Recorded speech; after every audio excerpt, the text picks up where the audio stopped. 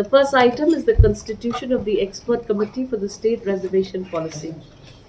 It has been decided in the cabinet that the chairperson of this committee shall be Justice Retired Mool Chand Garg.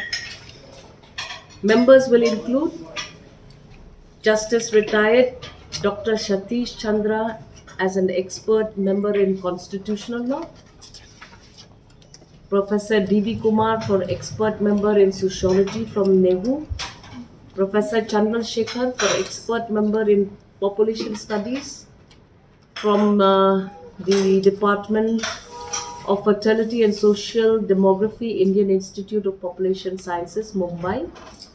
And the fifth member shall be Professor Subhadeep Mukherjee, an expert from economics, IIM Shillong.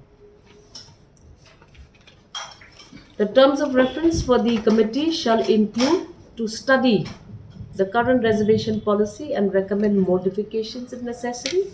And number two, to undertake wide-ranging consultations with all stakeholders and visit various locations in the state to solicit the views of all stakeholders.